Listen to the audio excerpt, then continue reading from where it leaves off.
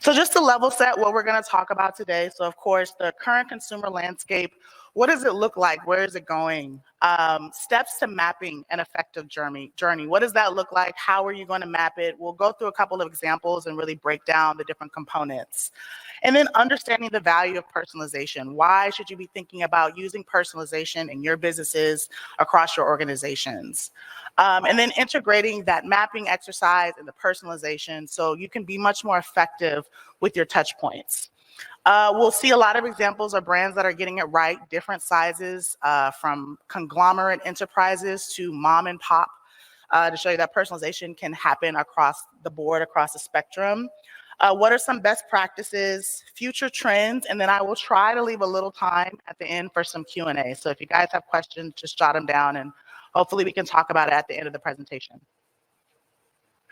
All right, so I want to do a little warm up first. I want you guys to think about your last online shopping experience and just throw out a brand to me. I think I'm going to know what it is. Did I hear, say again? Oh, that was not what I was expecting.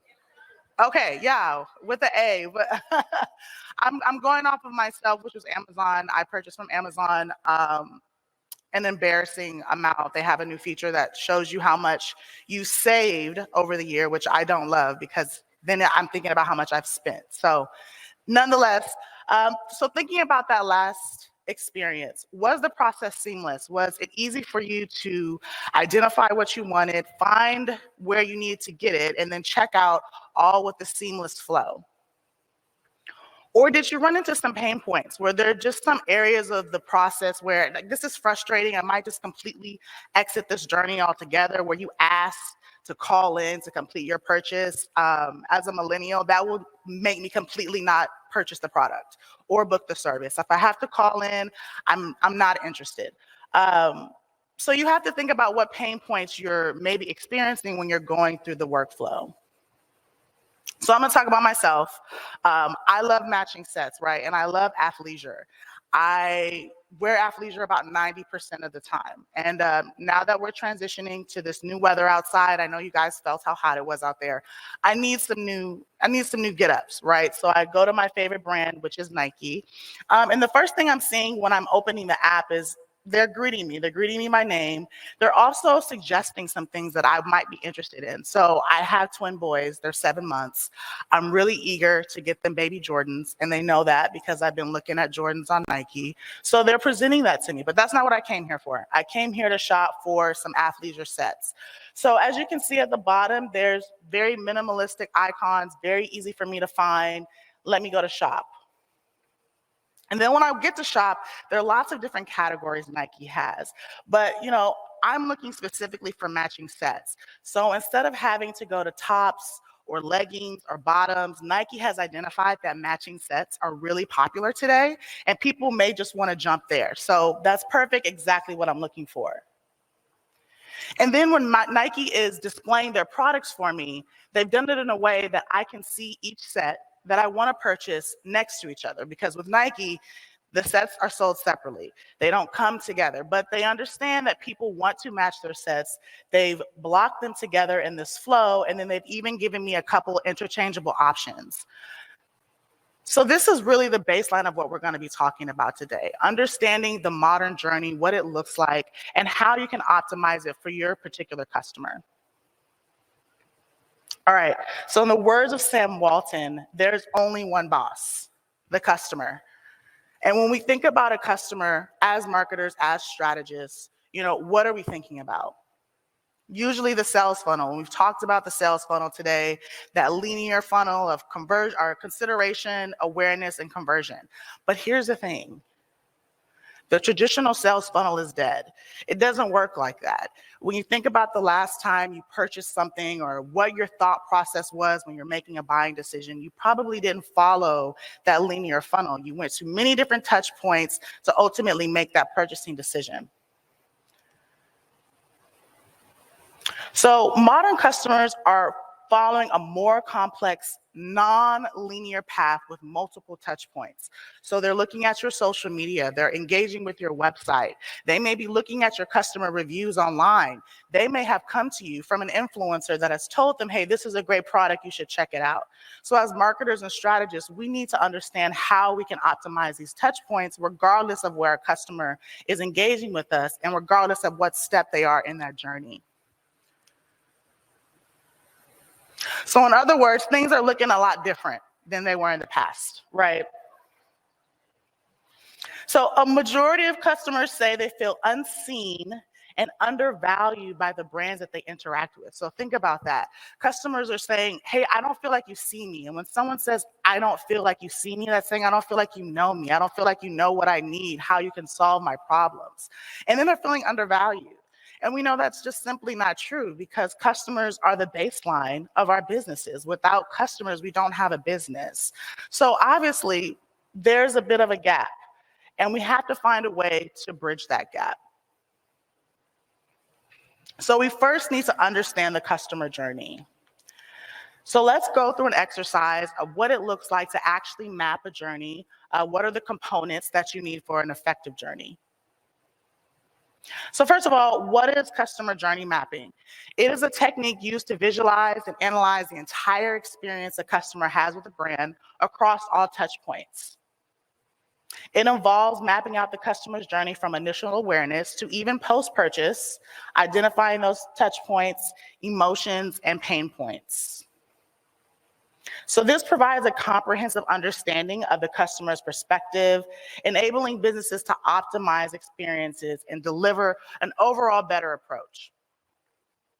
So this is just a quick overview of maybe what a customer journey map will look like. And we'll break this down further in the presentation, but I just want to give this to you to kind of orient, well, what does this look like in practice and putting the pen to paper? So for this particular map, they've done a few things. The first is that they've identified each step in the journey from being motivated to ultimately paying for the product. They've also identified some pain points that are happening at each step of the journey, and then what the sentiment is at those different pain points. And then what are some examples? Finally, what are their expectations? What do they expect to learn or understand when they're at the motivation stage of the journey versus what they expect when they're not ready to pay and check out? So let's quickly talk about what the benefits are here.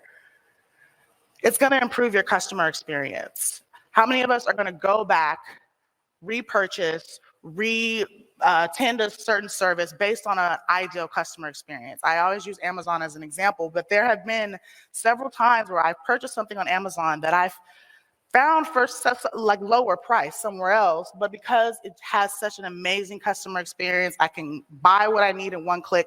I don't mind spending a little bit more on that particular product. And then again, what are those pain points? What are those gaps? What are those areas of improvement? How can we understand how we can improve the customer journey?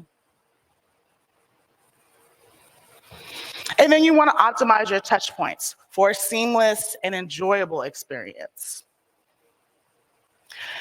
It's also going to align marketing and sales efforts. So I worked in marketing for 10 years, and I found that marketing and sales, we have a bit of a love-hate relationship, right? We are working towards the same goals, ideally, we have the same objectives, but sometimes there's misalignment there.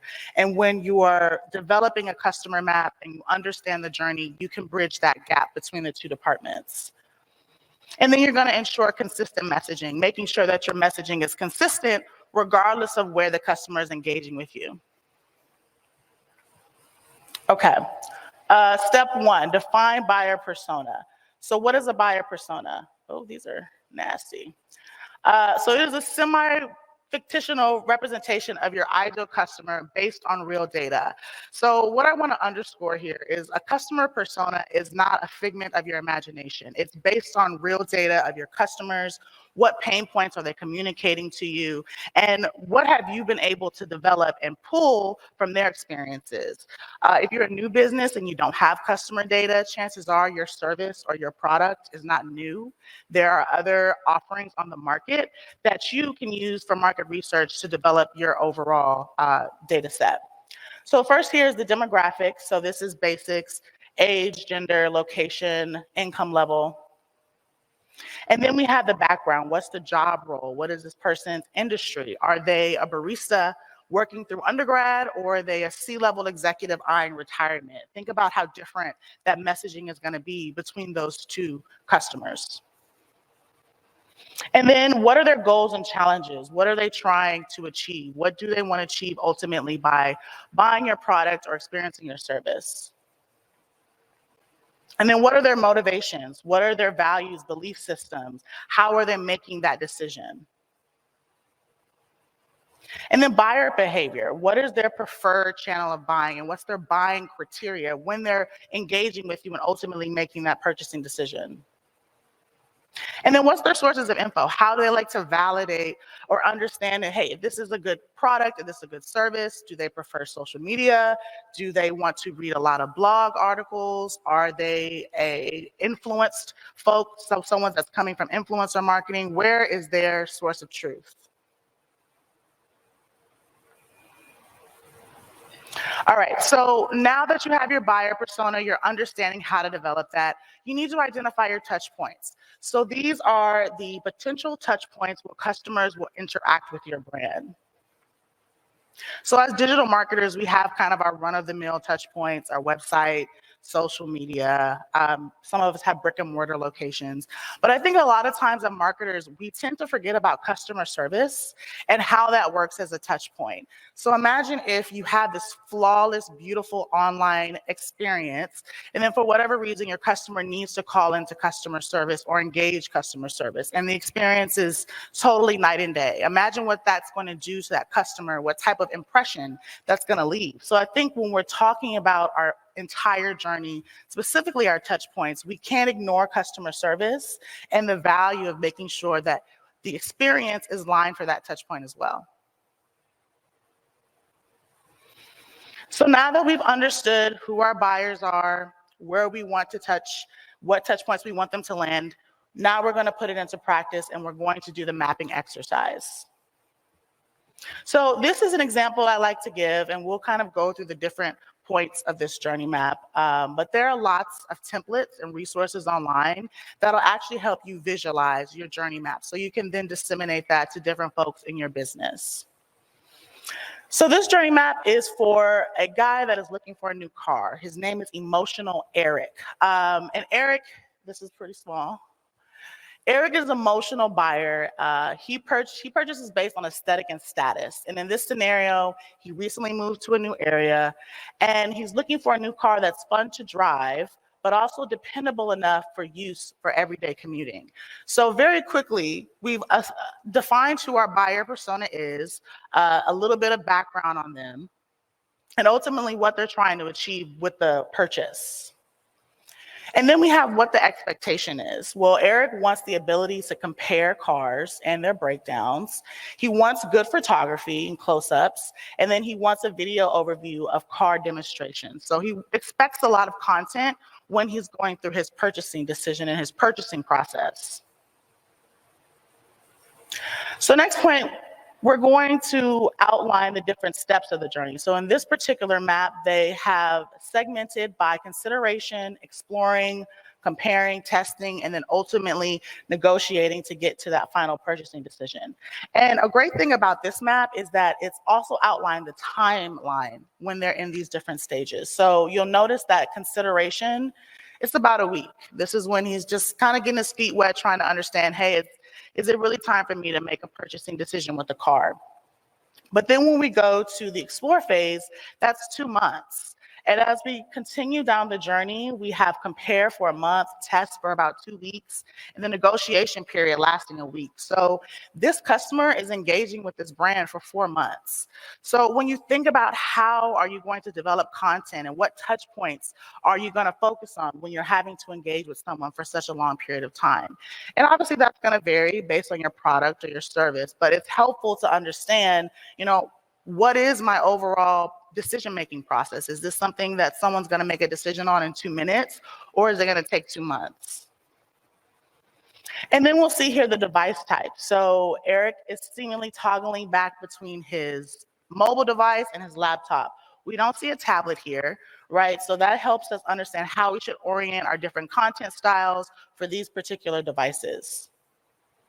And then we have our pain points. So just some quotes on what he's feeling, why he may be frustrated. This particular quote: why does it take so long to test drive a car? I wish I knew it was going to be procedural and as salesy. So he doesn't like the process of having to set up a test drive for a car. So that's helpful for us to understand and to know when we're mapping out that journey and identifying that pain point. So we've done our journey map. We have an understanding of who our buyer persona is, what touches we're going to interact with them with, and ultimately, what are the pain points we're trying to solve for. So now we get to the personalization step. So this is the key to engaging modern customers. How do we personalize and make their experience seem like it was ultimately tailored specifically for them? So the best marketing doesn't feel like marketing. You don't know that you're being marketed to because it's seamless and it's personalized and it's mapped specifically for you. 66% of consumers say they will share their personal data about themselves if they think it will elevate their customer experience. So think about this. There's a lot of conversation in the zeitgeist about data privacy, consumers getting very stingy with sharing their data and not feeling comfortable to share and finding ways to safeguard their data. But this report is showing us that, hey, they're willing to share with us. They just need to know that it's going to be a personalized experience and it's going to ultimately benefit them in the end. So essentially, they want us to know everything about them. They expect us as brands and organizations to know everything about them to help deliver that personalized experience. And ultimately, personalization is going to build stronger connection and increase brand loyalty, which is what we want at the end of the day. Connections are everything. We want loyalty. We want to minimize churn. And we're going to do this by personalizing the experience. All right, so there are lots of different types of personalization out there, but for the purpose of this presentation, I'm going to talk specifically about two. So the first one being content. This is developing relevant and targeted content based on consumer preferences and behavior. So again, I'm going to use myself as an example. When I open Google Chrome to either go to a web page or Google something, they're always recommending different articles for me to read based on my Google habits. So you'll see here, I've done lots of Googling on the show Love is Blind. I love that show, no shame, and they know that. So they're recommending a People article for me to read more about this couple, my least favorite couple on the show, but that's fine. Then we have a Forbes article about Kendrick Lamar recently making his first two #1 hits. This is a back and forth between the other artist, Drake. I've been Googling a lot about it. I'm very interested in it. They know this. They're personalizing this experience for me. And so what happens a lot of the times when I open my Google Chrome, I am drawn in by this personalized content that I've kind of forgotten what I even came there for. And for Google's standpoint, that's beneficial because I'm engaging with their app at a longer period of time than I would have if I just open the app, I see the Google search bar, and I search for what I'm looking for. So it helps drive their KPIs of long-term app engagement. So next, this is what my Max looks like when I open my Max streaming app, and they're recommending some shows that may be of interest to me. So you see here, there are 5 TLC reality shows. So I like reality TV. I'm not ashamed to admit it. Max knows this, and they put it on the forefront of their streaming platform so I can find a piece of content that is going to be most relevant to me. So I'm sure your Max homepage or Netflix homepage is going to look totally different than what mine does, right? And that's personalization in action and making sure that you're delivering that personalized content that's valuable. Then we have product personalization. This is customizing products or services to meet your individual customer needs. So some examples here, the Lancome website. I'm looking at this particular beauty line, and they're right at the bottom recommending other products based on what I'm already looking for. I may not have even been aware of these products. I may not have known that I needed them or that they were even part of this product line. But what this is doing is this is engaging me and hopefully making me spend more when I check out. And then we have Eventbrite. So this is an example of different events that they are recommending to me based on events that I've attended in the past. They know I like rap music, so they're recommending the Mexican OT, which is a rap artist, all the way down the line to wine mixers and outdoor markets, because I love outdoor markets. So this is an example through email how they're personalizing that experience for me and serving me relevant events that I would be interested in attending based on the data that they have on me on events that I've participated in the past. All right, so the first step in personalization is you need to choose where you're personalized. And like I said before, there are many areas where you can personalize as a brand, but what's really helpful is that you have your journey map.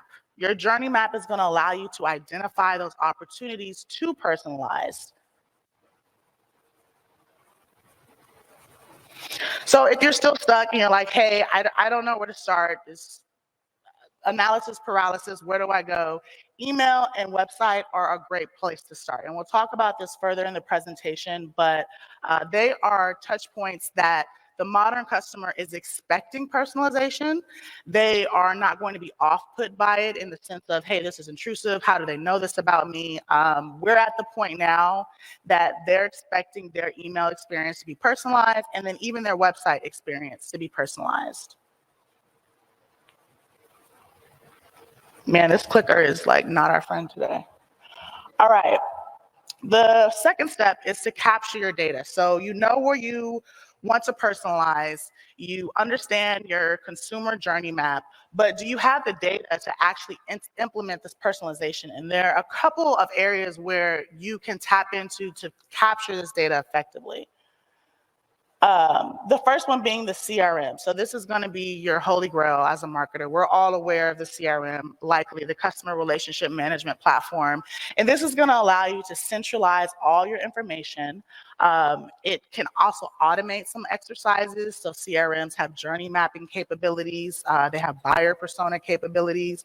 And this is going to be really helpful for you as a starting place to understand how to leverage your data. But the thing about a CRM is that it requires enterprise-wide adoption.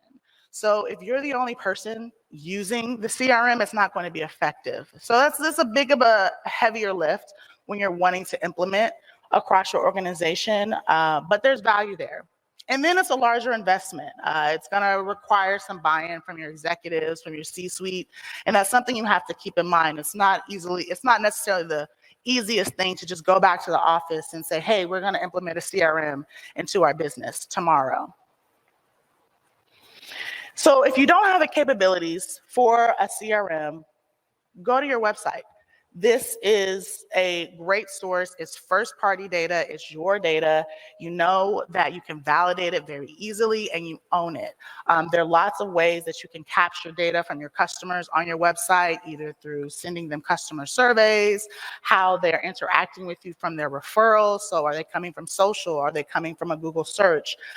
There's many ways that you can tap into your website data, which you already have, to understand how to take and lift that data to personalize down the line.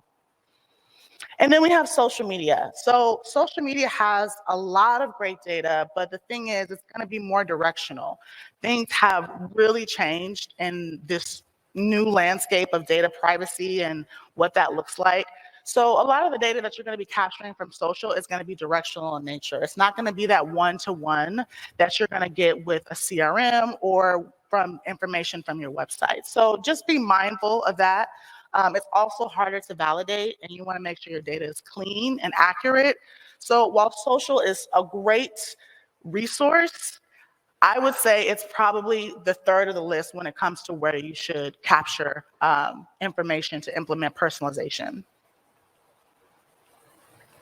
All right, so now that you have your data, it's time to implement. It's time to implement your strategies across your channels and ensure a consistent and seamless personalized experience across all of your channels. So let's look at some examples in the wild. This is Etsy. This is the Etsy website, which is a marketplace to buy knickknacks, different gifts, things of that nature. So when I log on, the first thing I see is they're welcoming me. Hey, welcome back, Sabrina. But as I scroll, I'm immediately being offered product recommendations. So based on my search behavior, like I said, I had twin boys, so I was playing around with the idea of using a nursery name sign. They know that, so they recommended some shops that are gonna be able to do those customized signs. I've been looking for prints in my home. They're sending me shops that offer prints. And then I like wallpaper. I've been going kind of crazy with wallpaper in my house. They're offering me some wall mural options. So this is a great e-commerce example of how you can present the most ideal products to your customer. And this can work for many different businesses or services based on past experience. And then we have an email example. And I really like this example because it shows that personalization can work at any level across any business size. So this is an email I got from my mechanic. It is a small mom and pop in Midtown. It's not this super glossy enterprise, but they have implemented some sort of personalization strategy to where they're reaching out to me when they know it's time for me to service my car. And not only have they reminded me, hey, you need to service your car, but they've also offered me a coupon incentivizing me to come in. So this is a great example of how you can personalize, even just on a small scale, but how effective it can be.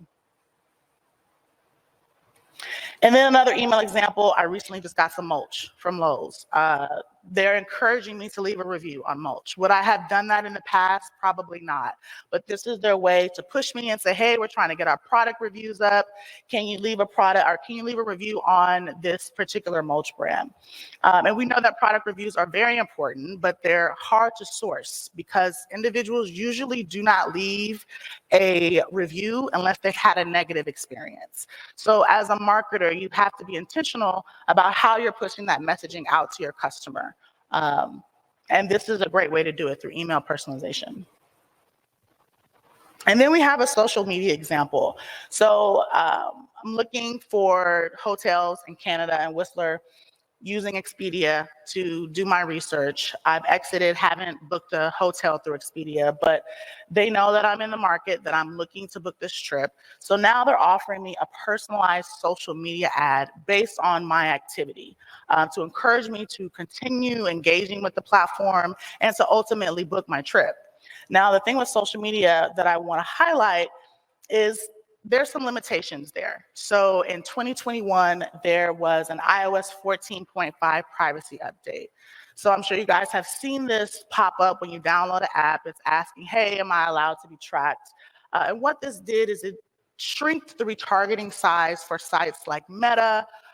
From an advertising perspective, they are not able to track their customers across different apps without their consent. It was Armageddon, folks, and social media marketing thought it was the end of social media marketing. They thought that advertising would plummet. And that wasn't necessarily the case. It's just altering the way that you personalize on this platform. I will say there are lots of options like polls and surveys that you can implement, which are engaging tactics to get a little bit more information about your customer to then provide a more ideal experience for your overall audience. Will it be as personalized as email or website? Probably not, but you're still being intentional and thoughtful about the way that you're putting out content. All right, so we've done a really high level of journey mapping, what that looks like, understanding how to personalize, where to personalize, how to implement that data. But what are some best practices and future trends? So you're going to want to continuously gather and analyze customer data and keep a consistent cadence. So you shouldn't be gathering your customer data once a year. It's something that you should be continually doing so you can identify trends. Are customers having different experiences based on seasonality? You always want to have a good pulse on what your customers are feeling about your brand. So a great place to start is quarterly. If that's too often, looking to do it biannually. And then establish key performance indicators to measure the effectiveness of your personalization efforts. So if you spent a lot of time and effort developing your buyer personas, mapping out your journey, then identifying ways to personalize, and you're not able to quantify the effectiveness of it, you're not going to necessarily get the same reactions from your leadership or C-suite that you were hoping to get, because there's no way that you can say at a base level, this is where we started, and now this is where we are. So some of the KPIs that are just common sense, easy to measure: conversion rates, average cost of cart. So is someone spending a little bit more now that you personalize their experience? And then engagement rate. Are folks bouncing from the website more quickly, or are they engaging with the website or app at a longer time frame? And then you want to A/B test. You want to be able to utilize A/B testing and experimentation to identify the most effective personalization strategies. So you can have in your mind, hey, this personalization is killer. It's going to drive all my conversions and my engagements. But if you're not A/B testing to measure them against one another, you will have blind spots ultimately in your overall strategy. So this is going to help you identify what those blind spots may be and run some tests. All right, so what are some emerging trends and new technologies? Y'all knew I was gonna talk about AI at some point in this presentation. I see a hand clap in the back. How many of us as marketers are using these chatbots to work through our marketing tasks? Okay, so quite a bit of you, quite a bit of you are leaning into the AI world and the usefulness and effectiveness of AI. Most of us know about ChatGPT. I'm a big fan of Claude. I find that for strategic exercises like the one I'm about to demonstrate, it's really a strong thought partner. And really ultimately, the key and the best part of AI is not that it's necessarily thinking for you or having the possibility of taking your job. It's making your job much more efficient. It's making you run these exercises and orchestrate these tasks at a much more efficient level, right? So I'm going to actually go through a demonstration today using Claude just to kind of show you guys the power of the chatbot and the best ways to prompt it. So I'm going to step behind so I can read. So we're using Claude. And what we have here, we're going to be a fictitious bank. We're a marketing manager at this bank. We need to develop a buyer persona. And what I have here is a sample data set. And this is real data, statistically significant data, 1,000 records of consumer complaints from the banking industry. So if you were to do this exercise with your company or your organization, you would use a data set that would be applicable for your business. What I like about Claude is it has the capability to do this. You can input data sets in the same manner and ask it to do some analysis. So let me just read the prompt. Act as a marketing manager for a credit union in Houston, Texas. You need to better understand your consumers' needs and identify pain points. Use the data set to develop buyer personas based on recurring themes.